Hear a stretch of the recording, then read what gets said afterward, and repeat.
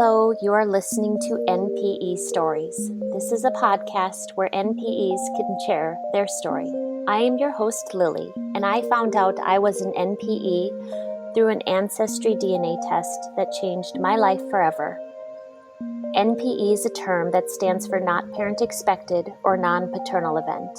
This means that one or more of our parents are not who we believe them to be.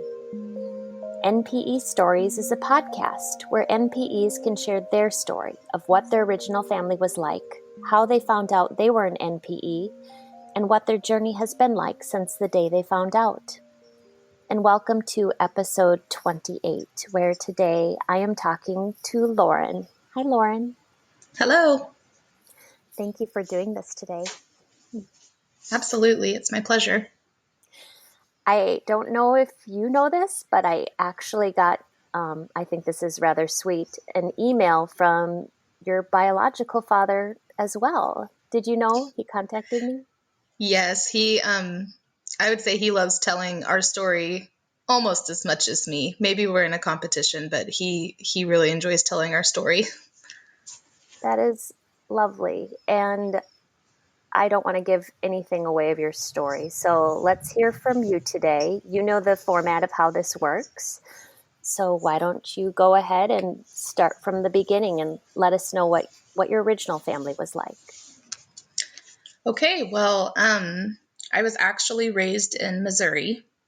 I was born in Tennessee, and so there's a little bit of a backstory there, but my childhood really was, I would say, pretty normal. I always knew that I wasn't my stepfather's. He and my mother got married whenever I was 4, and I was actually a flower girl at their wedding.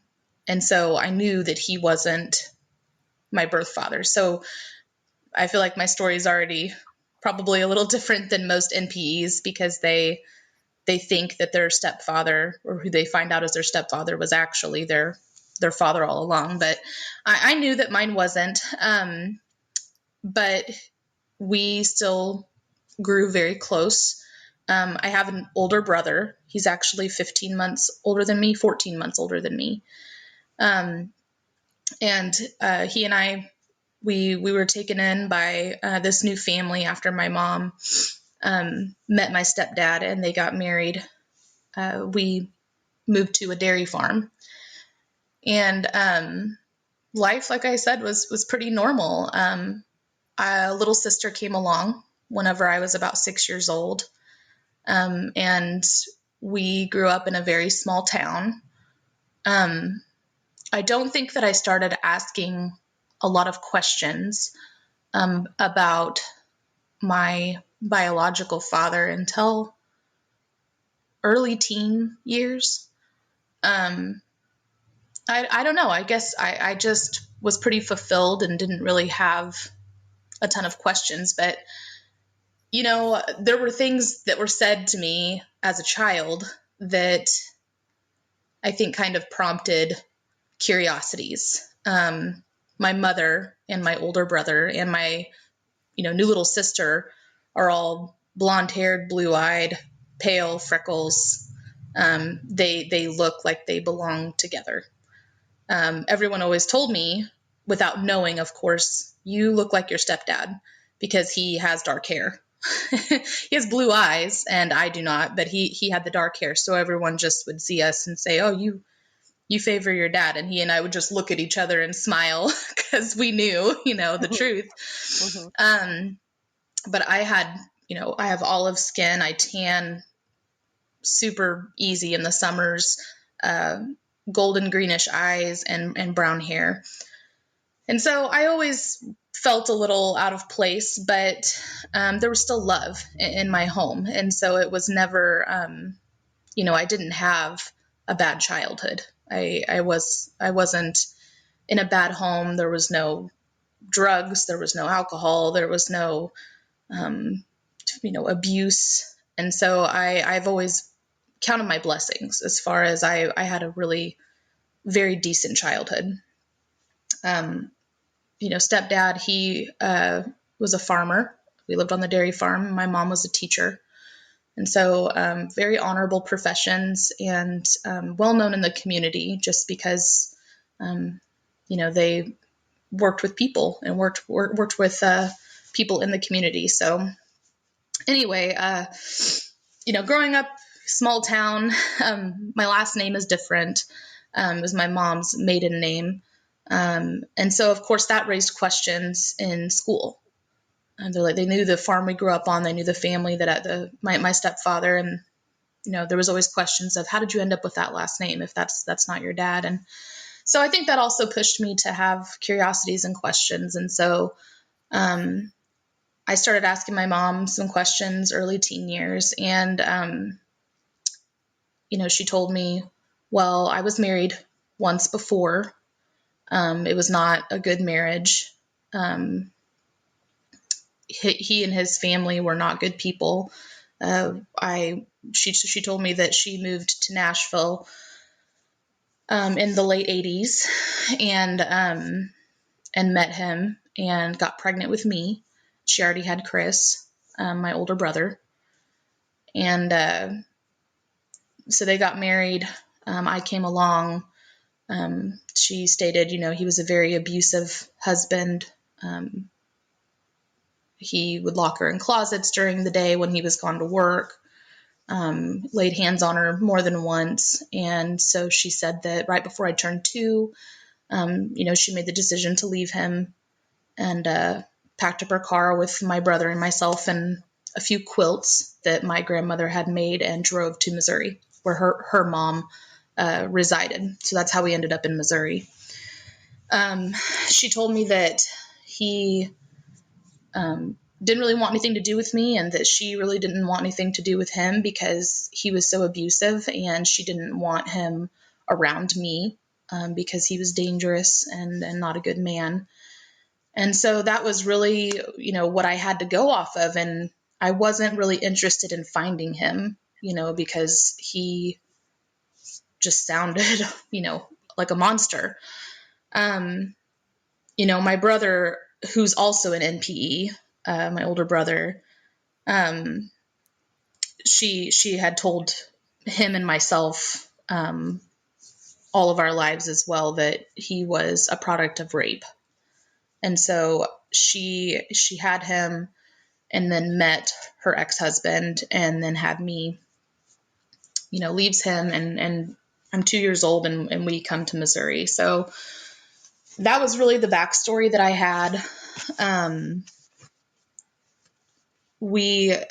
Nothing really in that regard was questioned until I was much older. I would say when I was in high school, I started asking about her ex-husband's family, because it started to occur to me, there's this whole family out there that knows about me, right? It wasn't like she got pregnant, with me and disappeared. I was born and she left when I was close to 2, and it's like grandparents and uncles and cousins. And I'm like, there's this whole family that just doesn't care that I'm wandering around grown up living my life and, doesn't want anything to do with me. And so I started asking more questions about the family. I'm like, and that's where I kind of got some more information. She told me that he had 2 brothers and gave me their names, and that the family they were also not good people, that they didn't believe her when she stated that he was abusive, and that they questioned a lot of her motives and things. I guess that they came into some money. This family did. They ran a business in Tennessee. And so she just didn't want me around that evil. And I remember that conversation. I was driving. I remember that. And I remember anytime I'd ask her, about, this long lost father that didn't want anything to do with me, she would get very upset. And I could tell it seemed like a very traumatic thing for her to talk about. And so I didn't want to ask her about him. It was just sometimes my curiosities would push over that line, and then I would start asking questions, because I think all people have that. We all just kind of want to know where we've come from. And, especially as a young girl, a teenage girl, I had a boyfriend at the time. He's now my husband. But your relationship and how you behave in relationships, I hate coining the term daddy issues, but man, I really do feel like I definitely came into some of that. Absolutely.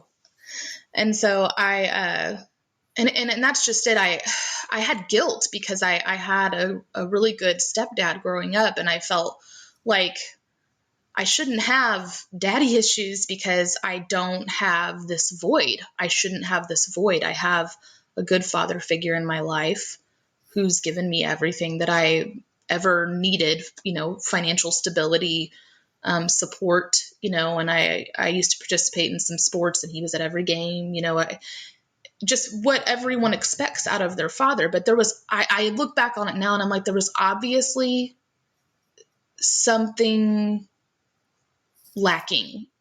And I think that it may have just been curiosity.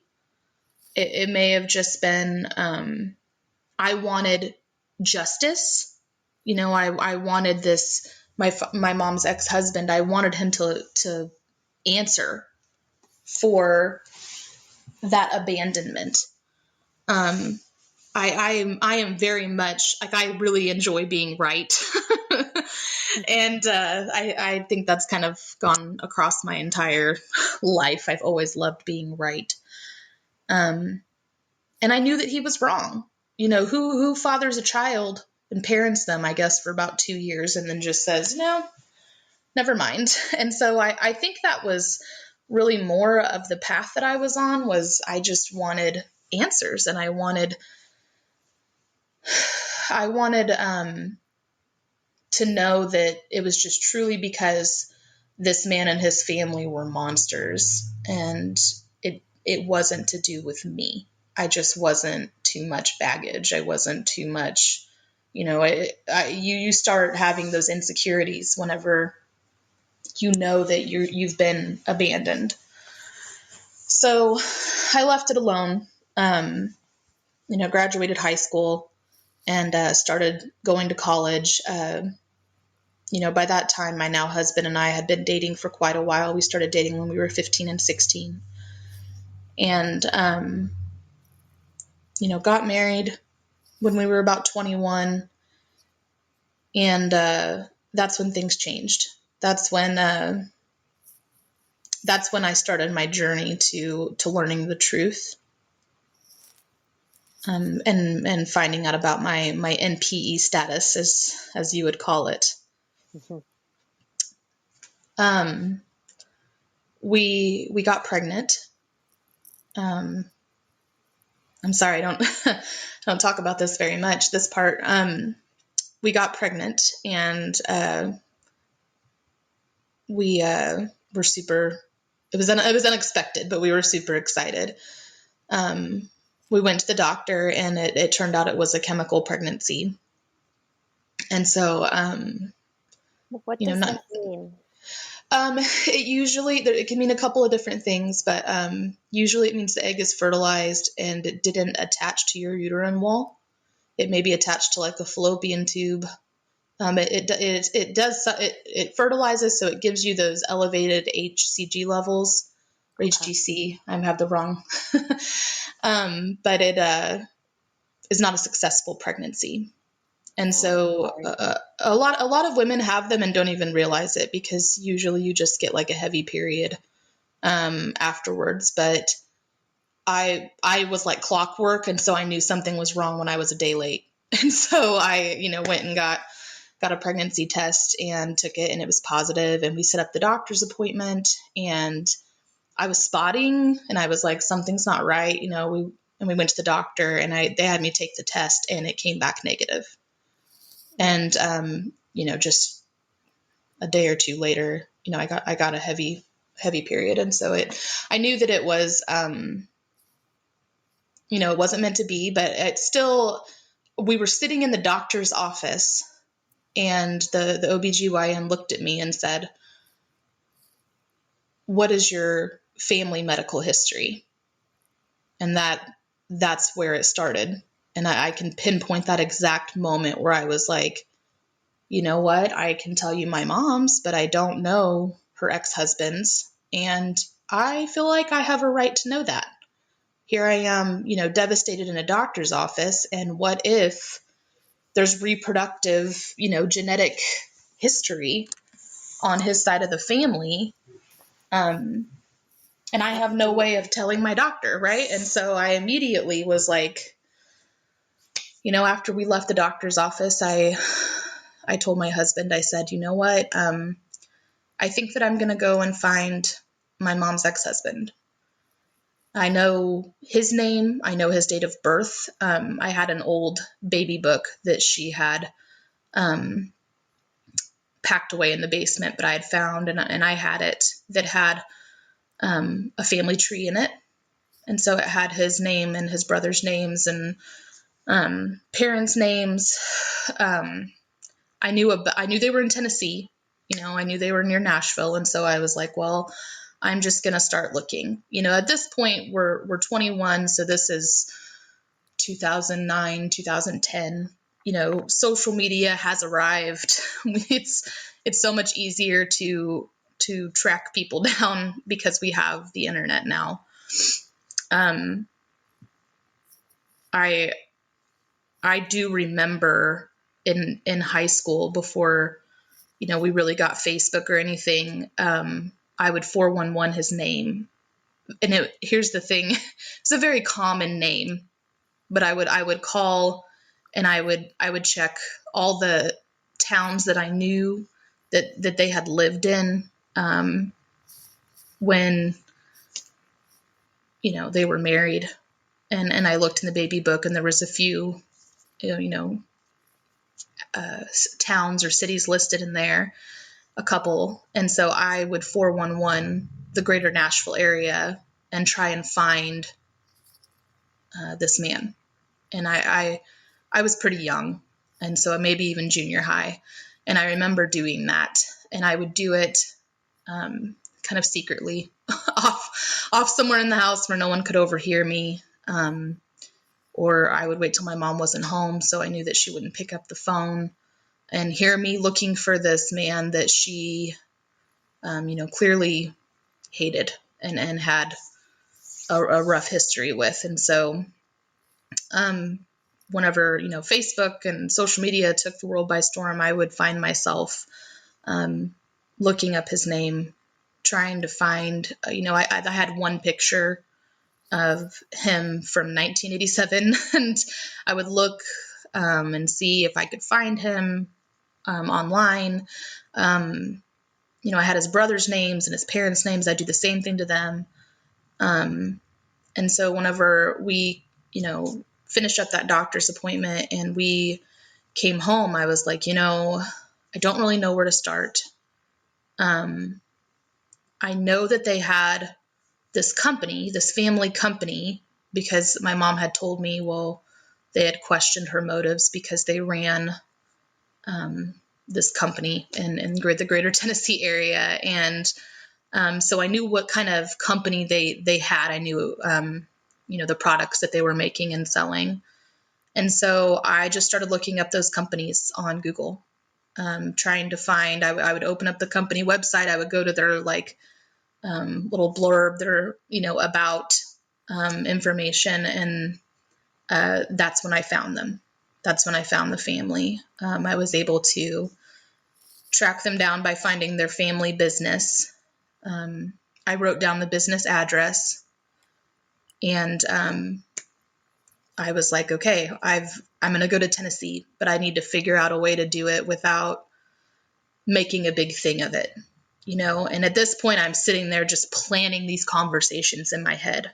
Like, okay, I'm going to face them, and I'm going to say, you know who I am, and You're going to tell me your family health history. That's all I want from you people is I just want to know, am I going to have cancer in my 50s? Am I, I had all this all in my head that I don't want anything from you. I am entitled to this.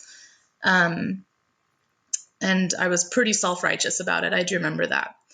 So at that time, one of my very best friends, her sister was going to school in Nashville.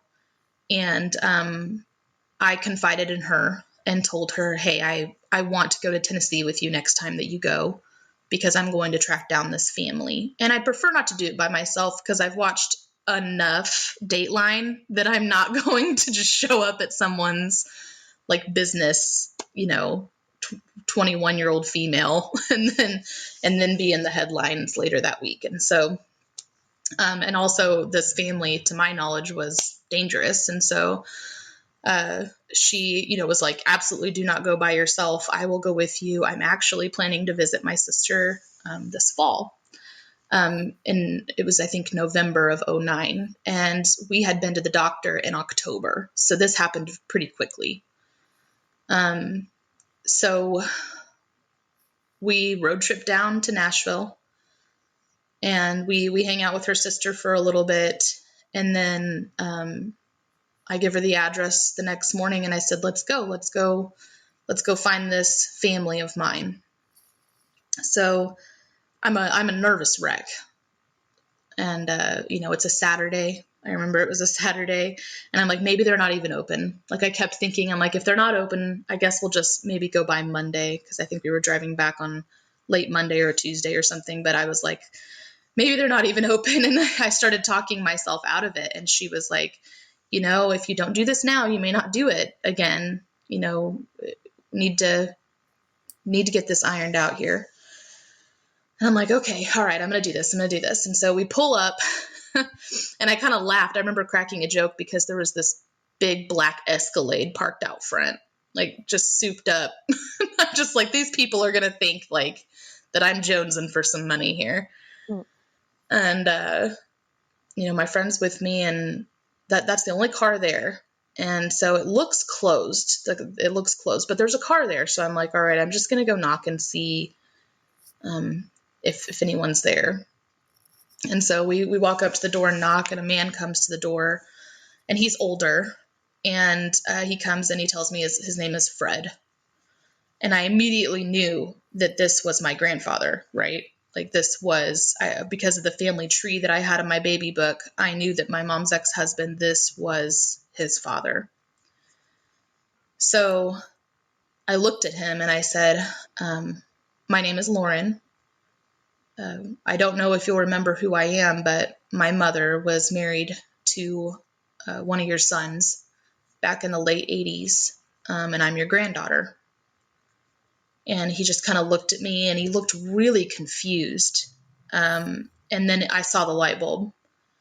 And he said, okay, come on in. And he showed us in. And at this point, I'm like, either we're going to end up on an episode of Dateline, or he really does know who I am and is going to give me the information that I want here. And so he brings us into the business, into the building, and it is closed. And so, he was just letting us in, and he asked me, he goes, can I ask you what you know about us? What has your mother told you? And so I'm like, well, I mean, she told me that they kind of hooked up in the late 80s and she got pregnant. And so they got married. And I know that they got divorced around the time that I was 2. And that it was just not a very good marriage. And I'm an adult now, though. And I just feel like I'm entitled to my health history. And I would appreciate you just letting me have that. I don't want anything else from you guys. I'm not looking for a relationship. I'm not looking for money. I just want to know what my heritage is, what my health history is. And he looked over at my friend and he looked back at me and he goes, I really hate to be the one to tell you this, but when they got divorced, there was a DNA test done before child support was ordered, and my son is not your father. And I looked at him and I'm like, he has, all I can focus on is his brown hair. I'm like, man, this man has brown hair. He's got to be my grandfather. His son had brown hair. He's just got to be. And I'm like, I have no words. And that's not like me. I'm pretty chatty. And so I had no words. And I'm like, are you sure? Like, that's all I could ask him. Like, and now I look back and I'm like, that's such a ridiculous question to ask this man who was supposed to be my grandfather. Like, of course he was sure, and I'm like, are you sure? And he goes, yes. She left and she filed for divorce and she filed for child support. And he had to go all the way to Missouri to take this test. And they found out right then and there that you were not his. We were all kind of curious. It was interesting because they met probably in October, and they got pregnant right away and got married in November. And we were, expecting you to be born in the summer, and you were born in May. And we thought, whoa, she's going to be a little baby, and you were, at least almost 8 pounds. And I'm like, yeah, I was 7 pounds, 3 ounces. And he's like, yeah, we were all kind of scratching our heads, but then thought, well, we didn't really ask a lot of details, of our son, when the first time was that they met and went home with one another. And he's like, so, I mean, there was questions that we had as a family, but then when the divorce was on the horizon, that was when, we pushed him and said, you need to make sure before you start paying out this child support that you get this DNA test done. And so I didn't believe him, because I was like, there's just no way. Like, I'm 21 years old. There's plenty of opportunity that my mom would have told me this, right? Yeah. And so I asked him, I said, can I talk to your son? And he goes, I'll call him, and find out. And so he walked out of the room, and I look over at my friend, and I'll never forget this. She looks right at me and is like, this is like a reality TV show. And I was like, I guess that's where I'm at, because I was just in a state of shock that I just couldn't, I felt like I was watching this happen, from someone else's perspective.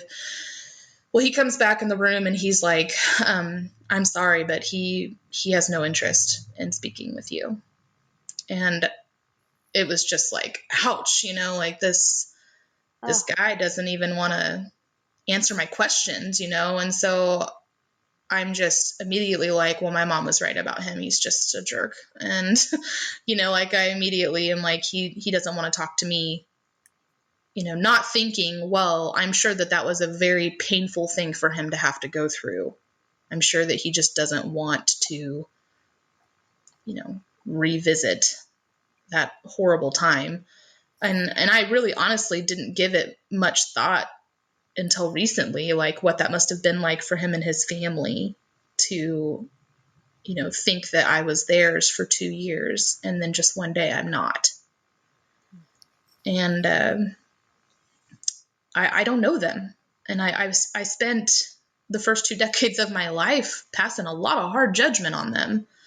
And I still don't know them, and I probably never will. And that's fine, because that's a pretty big thing to go through as a family, to lose, a presumed daughter, granddaughter, niece in one cheek swab, So I got in the car with my friend, and I'm like, I need to talk to my mom. And she goes, are you sure that's a good idea? You're pretty fired up right now. And I'm like, no, I do. I need to talk to my mom. And so I called her, and I told her where I was. And she just lost it. She goes, Lauren, those are dangerous people. Get away from them. And I was like, Mom, they're telling me that I'm not theirs. I don't share DNA with them. Is that true? No, no, no, Lauren, that's ridiculous. He is your father. He probably just told his parents that you weren't his because he abandoned you and didn't want to look bad to his family. And so he's fed them with lies. And that's the kind of man that he is. That's the kind of man that I left. He was, and this is what I'm hearing from her. And I'm like, oh, that totally makes sense, right? Like, yeah, of course, he has to be my father. That's why he didn't want to talk to me. He doesn't want to be caught in this lie. He doesn't want to face the truth here. And he fed them full of that, and it's all coming together for me. I'm telling my friend, I'm telling her, I'm like, okay. So they just think that this DNA test was done, and it really wasn't. He just said, she's not my kid, to get out of having to tell them I want nothing to do with her. Mm-hmm. So it made sense, and I, hook, line, and sinker bought it, I guess. And of course,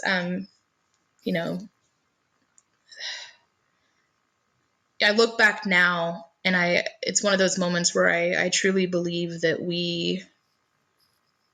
sometimes we're so blinded by the love that we have for people closest to us that we don't see obvious truths. Yeah.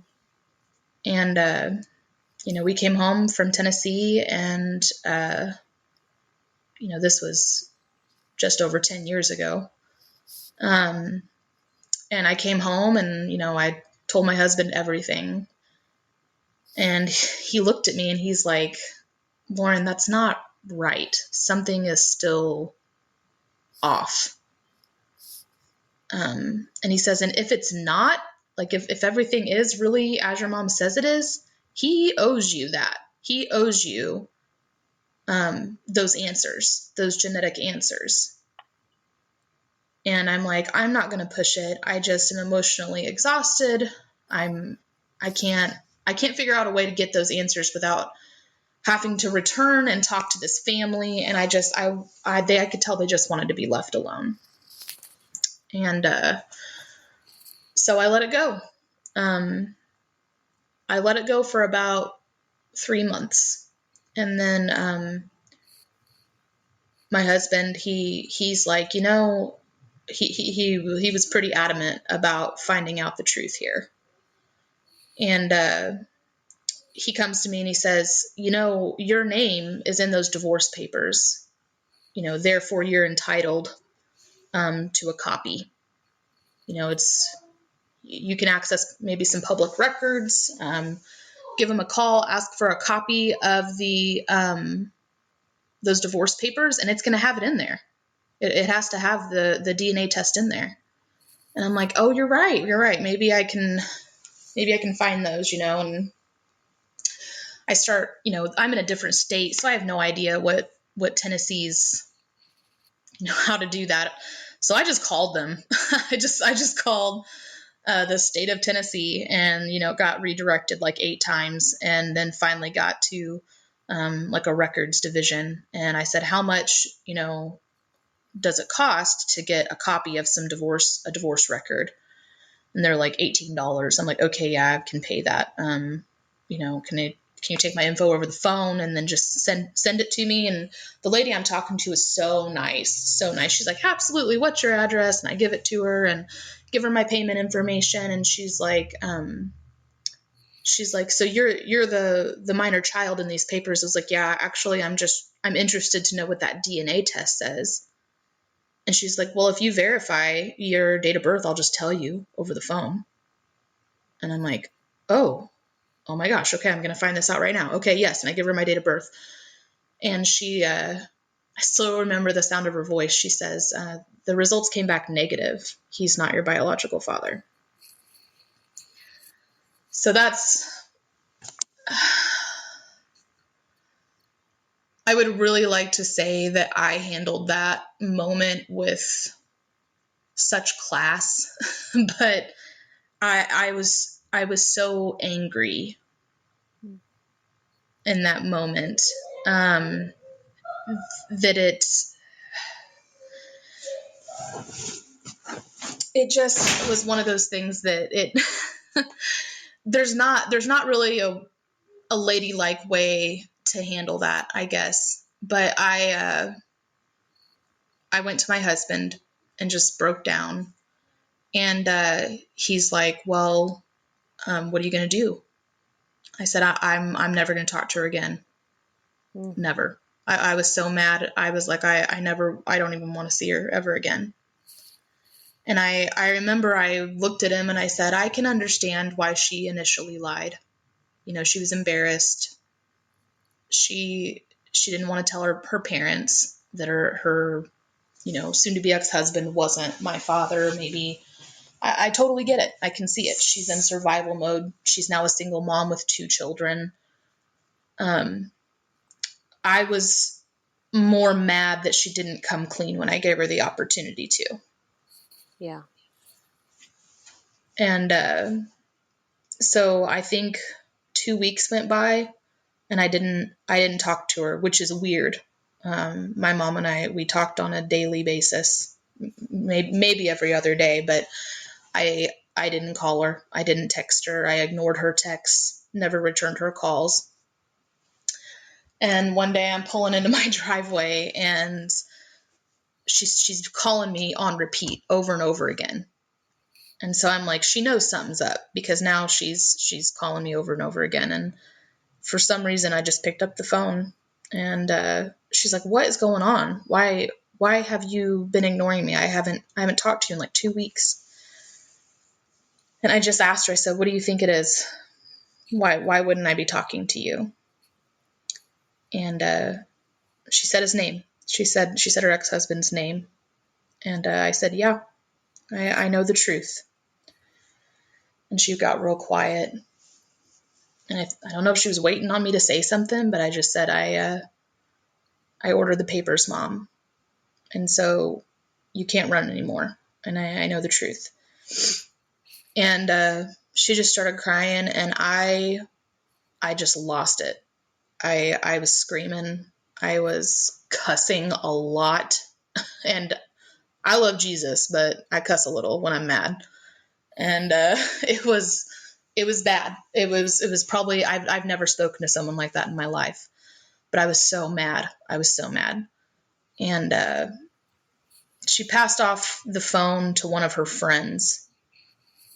I guess she was with a friend, and her friend interrupts me on my cussings, extravaganza. And her friend's like, Lauren, calm down. You're killing your mom here. She's over here hyperventilating and crying. And I'm like, I don't care if I ever talk to her again. Just tell her that. And I hung up. And I don't remember how long that it was. But my husband, he's like, when you talked to her, did you ask her who your dad was? And I was like, no, I'm just so mad that I didn't ask, who he is. And he's like, well, you need to talk to her eventually, because she's the only one that would have any clues as to who your birth father is. And I'm like, I can't talk to her right now. I'm just still too mad. So there were some months that went by. I know that I got pregnant with my oldest son, and that was when I started missing my mom. I was still pissed at her, but I missed my mom, because here I was pregnant. We'd been to the doctor. We'd heard the heartbeat, saw the little bean on the ultrasound, and we were like, I was going to become a mom. And I wanted my own mom. And so I called her and I told her the news. And I agreed to meet with her, with a kind of a counselor, I guess, or mediator, for like 30 minutes was kind of what I was like, all right, just real quick. And so we met, And, I kind of heard her version of it, which I'd already kind of figured out, just that she lied initially. She really did believe that her ex-husband was my father. But then she lied because she was embarrassed, and she just kept lying, and it just pretty soon became the truth in her mind. You've heard that saying, you tell a lie so often that it becomes your truth. That's pretty much what happened. And I asked her, I said, who's my dad? And she goes, I don't really know. She's like, I was out, at bars quite a bit, just trying to find a husband for, I already had one baby at home. She goes, there's one man that I think might be it. He might be your father. And all I know about him is that his name might be Pat or Patrick. And I was like, you don't have a last name? She's like, no. Don't know where he's from? No. And I was like, okay. And I just kind of, at that point, signed off to the fact that I just wouldn't know. And like I said, I have a good stepdad, and I was growing another human. And so I'm like, I am just going to focus on becoming a parent myself and not my parentage anymore. And I let it go. And I was at the time 22. I guess I was 22 by then. I was 22 and getting ready to be 23. I had my oldest son when I was 23, and I just, like I said, I let it go. So I didn't really give it a ton of thought. I just knew there was some guy walking around on this green earth somewhere who had a daughter and didn't know it. I thought about him every once in a while when my kids were born. I would think he's a grandparent. Maybe he already is a grandparent, but he's a grandparent again, or he's a grandparent for the first time and he doesn't know it. And I was sad for him because my kids are amazing and I'm obviously a treat. And so I'm like, he's missing out here. So it, I would get a little sad for him and his family, because I would think about him. I'm like, oh, maybe he's married. Maybe he had other kids. And I've missed out and they've missed out, and I would get kind of sad. But then I feel like there's another defense mechanism that we sometimes use. I would make up stories about him in my mind. Like maybe he's in jail, or maybe he's dead, or maybe he's a celebrity, and I'm like watching a movie and I'm like, maybe that's him. Maybe that's my birth father. Every famous Patrick that is in Hollywood, I'm like, maybe it's him. Is he the right age? You start placing questions everywhere, but I would think, well, maybe he was, maybe I was being protected, by the universe, and that he's in jail and not a good guy. And then I'm like, maybe he's fine. And I'm just willfully trying to paint a picture of someone in my head that I don't want in my life because I have no control. I can't find him. And so I'm trying to make him into somebody that he may not even be. So then the next part is how I found him. Yes. How did you find your birth father? So my in-laws are actually the gift givers here. So they decided to take a DNA test. They took 23andMe. And they wanted kind of those health predictors, like wondering if they have the Alzheimer's gene or the breast cancer gene or whatnot. And so they took that, and I think they got it in Christmas of 2016. and took it, I think. And it was really cool. It was really neat. Like all the, and they were just looking at their heritage and seeing if they had those genes or whatnot. And my mother-in-law, who's really close with my kids, she has always said that my oldest son must look like my birth father, because he looks like me, but she's like, he has to. I know he has to look like your birth father. He goes, those eyes, he has those greenish golden eyes, and I want to know where those come from. Are they European, or are they, Egyptian or whatever? She's like, they're just amazing. And so she asked me for my birthday in 2017, in May, if she could get me that 23andMe kit for my birthday.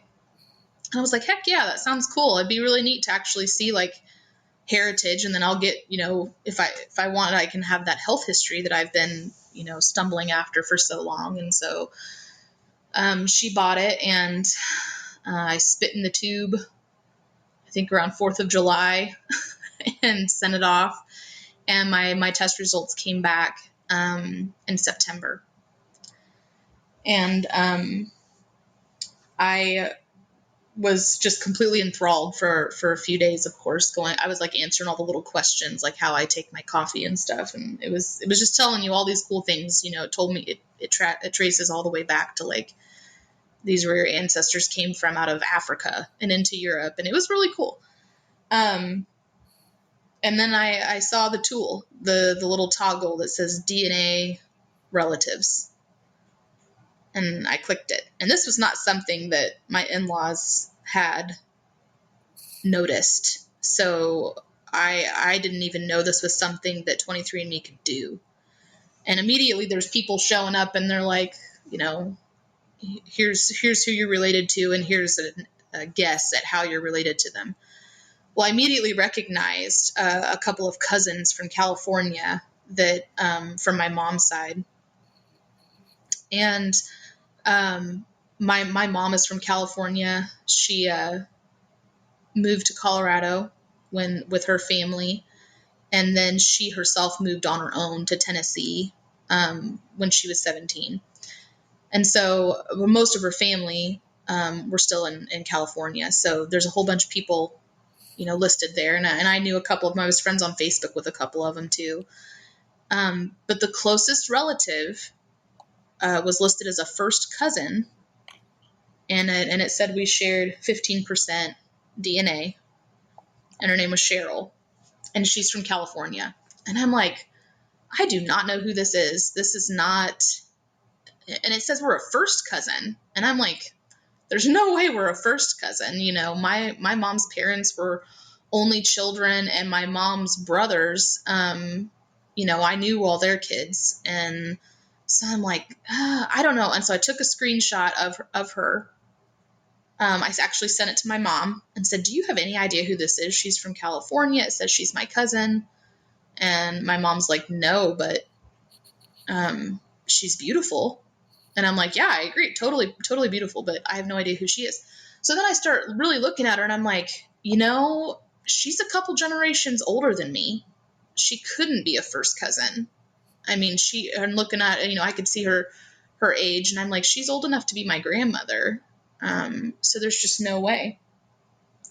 But I didn't say anything to her, and I was like, I'm sure she's just related to my mom somehow, and just kind of wrote it off. Well, September 27th, she shoots me a message, and she's like, this, I see that we're linked on 23andMe. I don't know who you are, though. And I'm like, well, I don't know who you are either, And so we kind of messaged back and forth. She thought I might have been related to some uncle of hers or something who was pretty promiscuous. And I was like, I don't think so. I was born in 1988. And she goes, oh, well, heck, you couldn't be his then. And I asked her, I said, do you have any nephews? And she goes, yeah, but they're in Colorado. And so, she couldn't figure it out because I was born in Tennessee. And she was just like, what? I don't have any family in Tennessee. And I'm like, well, I know that's where I was conceived and born. And so, I don't know. I can't figure it out.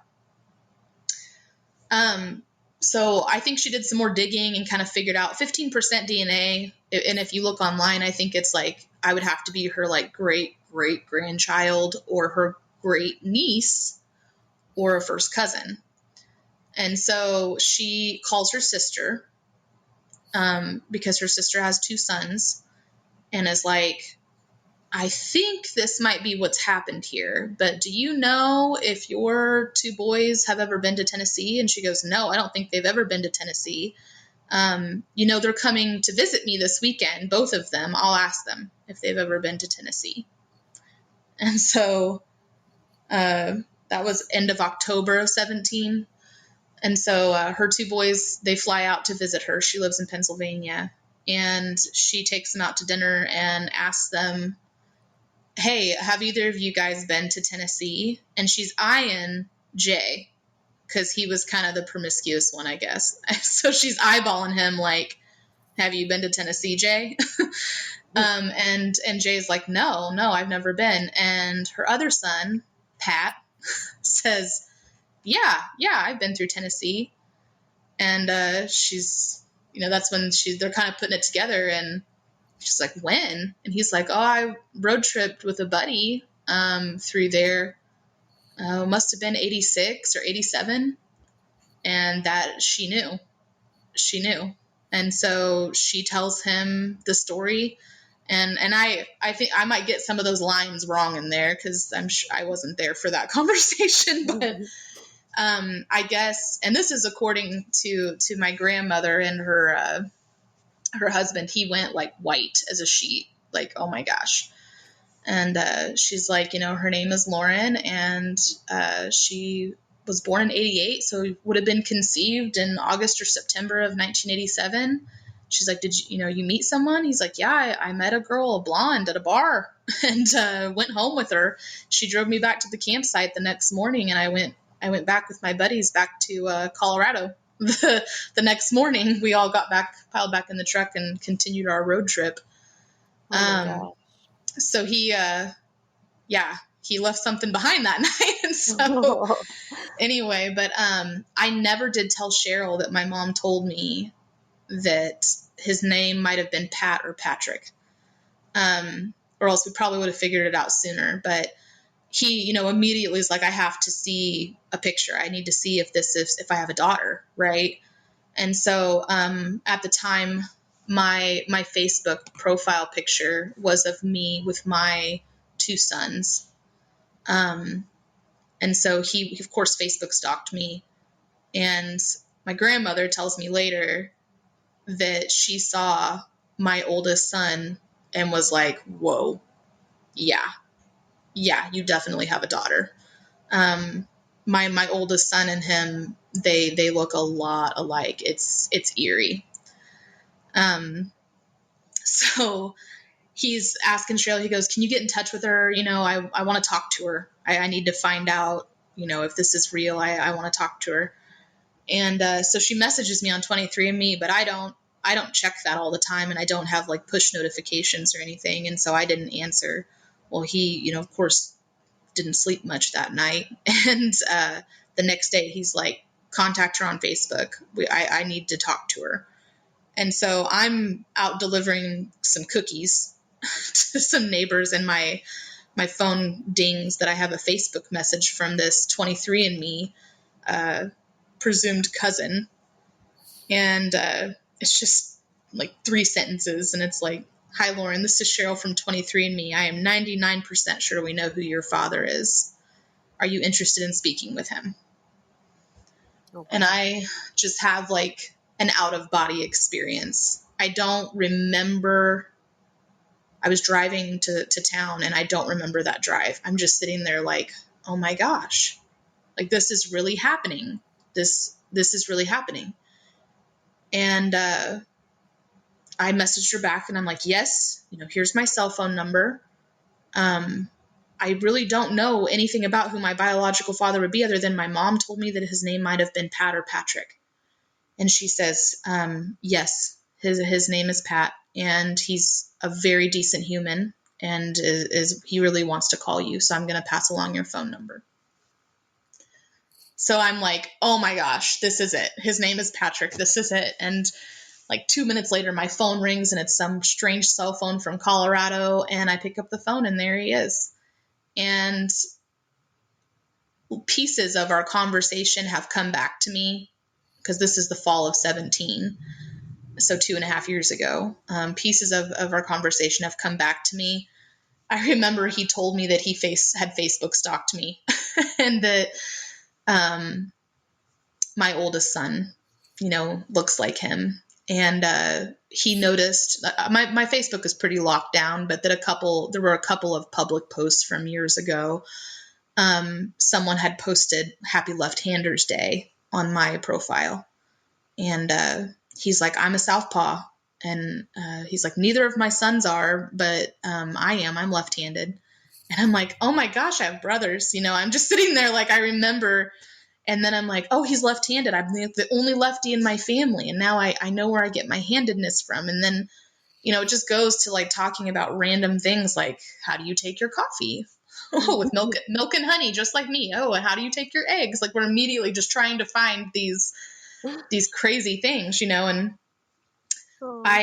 I'm just like, yeah, it's just the most insane feeling, and I had to go. I had something that was going on while I was traveling to town, but I was like, I want to talk to you again. Can I call you back tonight? He goes, yeah, absolutely. And, he's trying to make sure that the timing is right. He's like, okay, he didn't remember my mom's name.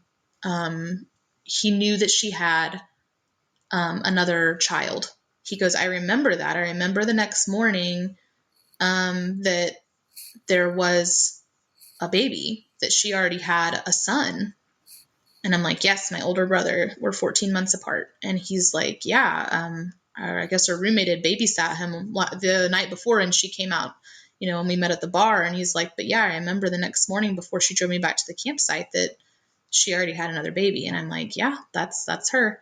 And he's like, there were Ronnie Millsap posters on the wall. I'm like, absolutely, that is her. We don't need another DNA test. Like, that's my mom.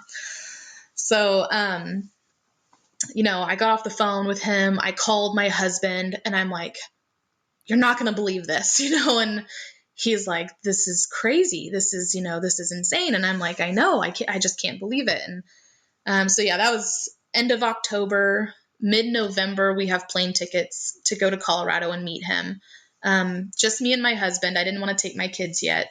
I started having all these reservations like pretty quick after confirming that it was him. Because I kept telling Sean, I'm like, he could be a serial killer. He could chop us up and put us in his freezer. Like, we don't know. Like, this is a stranger. And he's like, this is your dad. And I'm like, hey, but I don't know him. You can't call him that because I don't know him. I barely know his middle name, and I just learned that. And and I remember thinking that, obviously if I really believed he was a serial killer, I wouldn't be flying, 2 states away to go see him.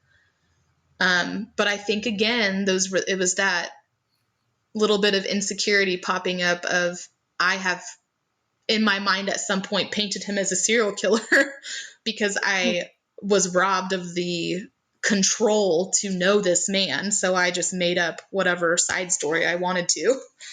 And so we go to Colorado, and he surprises me at the airport with some It's a Girl balloons. And yeah, and some flowers. And just, I spent the entire weekend in awe of this man and this new family that I had. There's a picture of me sandwiched between my 2 brothers, and our eyes do the same squinty thing when we smile. We're all with our dark hair, and like I looked like these people. It was just one of those things. And I've heard that on the podcast before, where people are like, I looked like these people. And it's just, it meant something to me, that I had this family. And it was so funny. I think I look more like his wife than I do my own mother. And so it was like, I felt like, wow, I belong here, and, um, he invited his, family over, to come meet me, which I was really excited about. He has an older sister and an older brother, and then, a stepsister and all the cousins. And his stepsister walked in, and everyone's there. She came in pretty close to last, I think, in arriving at their home.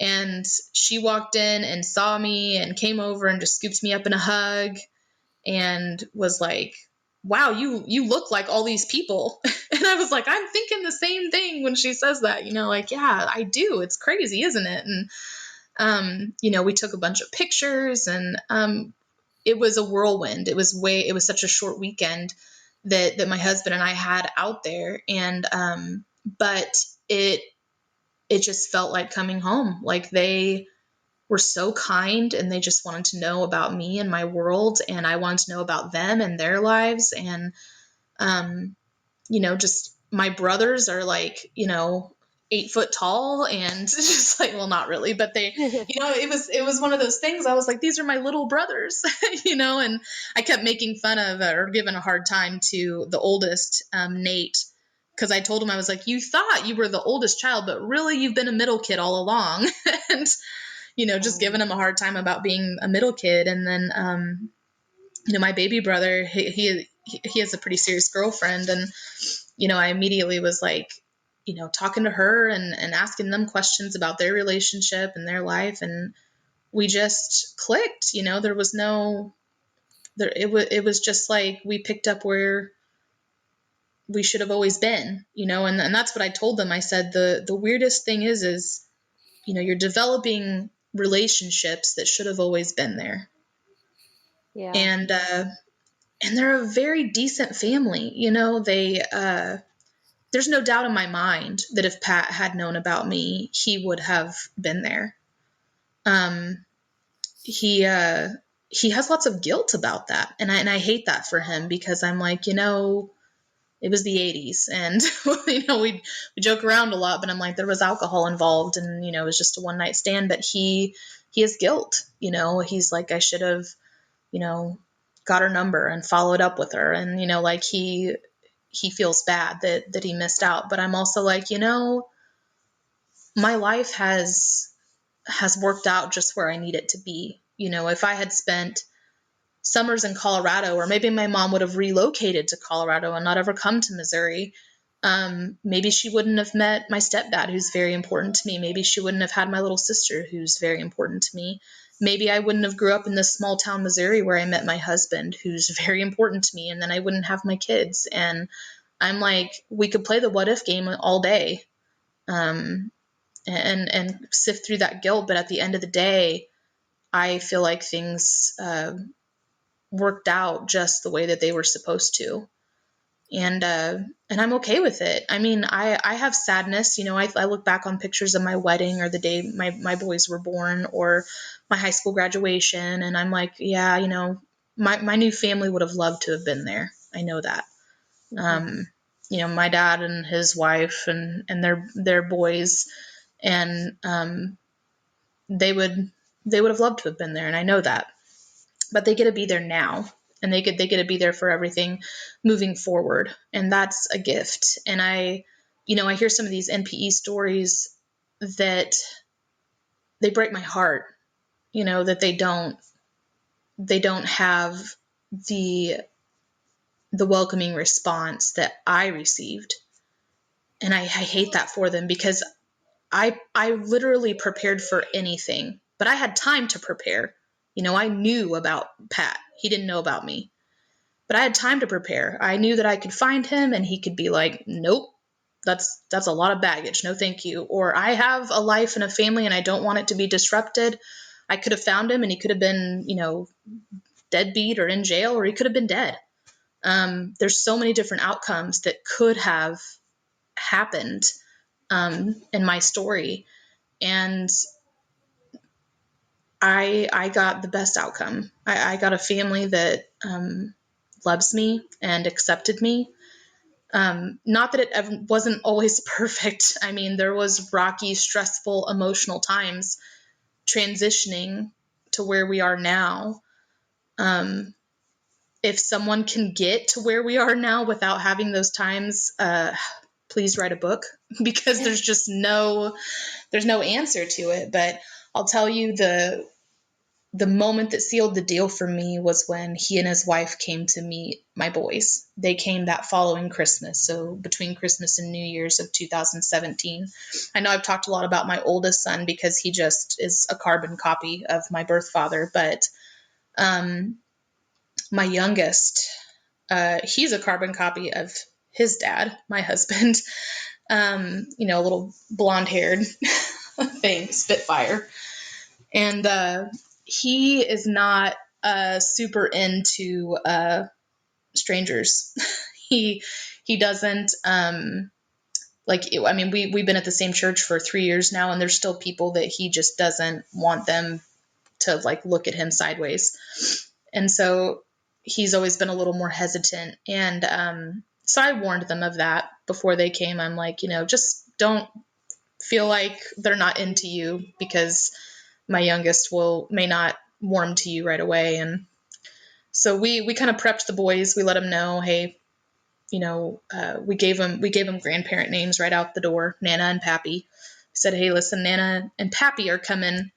This is who they are. And just kind of try to explain to them as best as you can their little minds, and they flew in and came to our house. And my birth father's wife immediately got down on the floor with the boys, and Barrett he went right over to her and climbed up in her lap. I've never seen anything like it. Wow. And just sat and talked to her. And I think that was an important moment for both, for everyone there. But, I got to give credit to a lot of the wives of the husbands that find out they have a kid. That's a lot for them to digest and go through. And yeah, I'm sure that was it was a big month for her emotionally. And your instant grandmother and grandfather, my two little brothers don't have kids yet, and she just fell right into it. I mean, yeah. both of them really did. They love those boys, and we've been able to get together several times, fortunately. And that's a gift for me, watching their relationship grow. For the first, I would say, at least year and a half to 2 years, I was very focused on growing my relationship with my birth father. And now it's growing out to even more, where I'm getting to build a relationship with his wife. I want to build more of a relationship with my brothers. It's hard because they're young 20s. They're just starting their life, and I'm the weird sister from Missouri that just dropped out of the sky, and they're very kind to me, and they're good brothers. The distance kind of sucks sometimes, like I wish that they lived here or I lived there, so that we could, have some of that time that we should have had growing up together. Yeah. But yeah, because I have cousins I grew up with here in Missouri, and there's just something about that childhood bond. And I know that we won't have that, but I look forward to, continuing to bond. I'm so happy for you and where your story has turned out. And I think your relationship with your new biological family is beautiful and growing every day. It really is. Thank you. Thanks again to Lauren for sharing today. These stories are here for us to identify with. If you are an NPE that would like to share your story, email npestories@gmail.com. You do not have to give any identifying information. If you are an NPE and would like to share your story, I'd like to hear from you. Subscribe to this podcast to hear more. Come heal with us.